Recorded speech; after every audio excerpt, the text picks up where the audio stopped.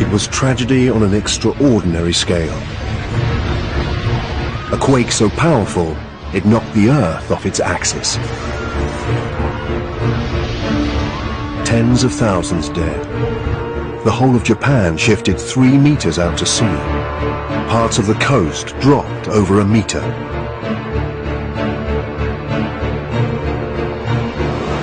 What were the forces that came together to create this horrifying disaster?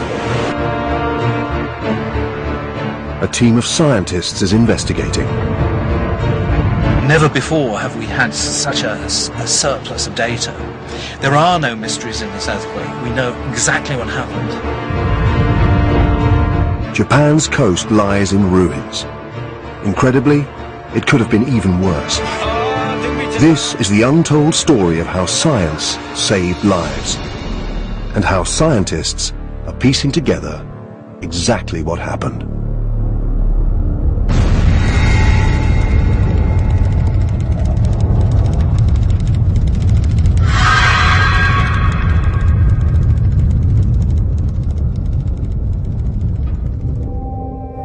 Professor Roger Billum is a world-leading earthquake expert.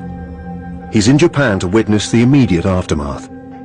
So we're flying right over the coast right now, and much of the coast has sunk about a meter. The extent of the damage is truly amazing. The tsunami picked up everything in its path. Cars, houses, warehouses, and just tumbled them relentlessly inland, on and on and on. One of the things I'd like to see is exactly how far it went, what kind of debris gets left behind on these gigantic tsunamis. Billum is the first geologist to conduct an aerial survey of the damage. Every detail of the disaster has been recorded by seismometers, strain gauges, and tidal gauges, allowing experts to analyze exactly what happened. But this was first and foremost a human tragedy on an unimaginable scale.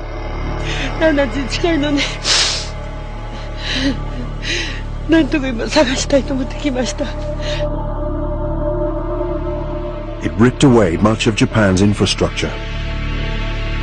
One of the world's most developed nations brought to its knees.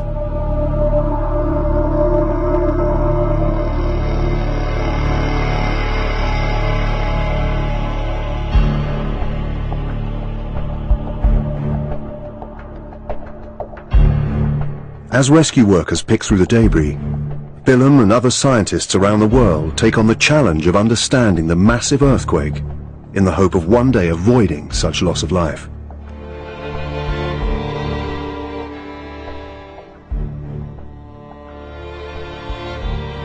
The source of the disaster lay 100 kilometers off the coast.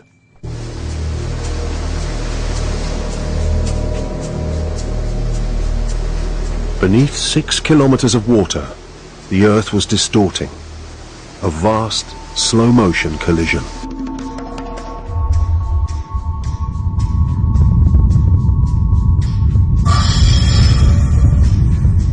The Earth's crust is made up of several continent-sized slabs of rock, tectonic plates.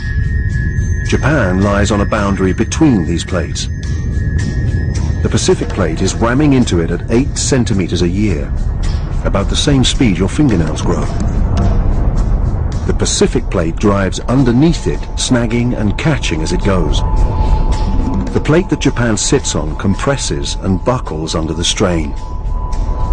Over decades and centuries, immense stresses build up. The energy that drove this earthquake had been building up for a couple of 100 years. Caused by the movement of the Pacific plate towards the Eurasian plate. Think of it as a giant elastic band that's being wound up for 200 years.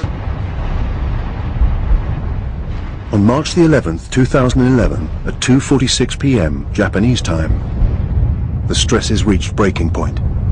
The amount of energy released in an earthquake of this size is really huge, and you have to measure it in large units. If you take the atomic bomb that devastated Hiroshima, this event was probably 2 million of those, a really huge amount of energy. Shockwaves radiated out. The fastest known as P waves, traveled at 6 kilometers a second. Japan's detection systems picked them up instantly. 地震が来ます。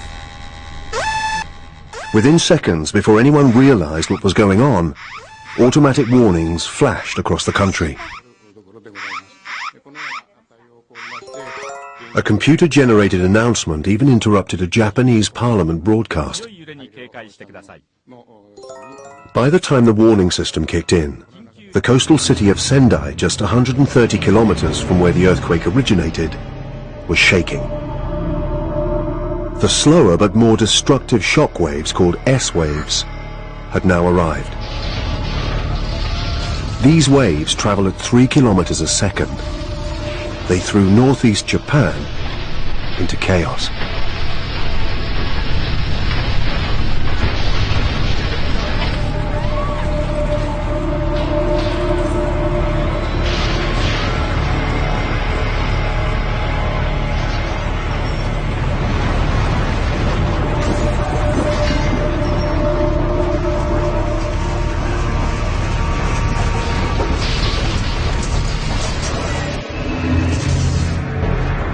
As the shock waves raced outward, 150 kilometers southwest of the epicenter, they slammed past Fukushima Daiichi, an aging nuclear power station housing 6 reactors and generating 4.5 gigawatts of electricity for the local grid.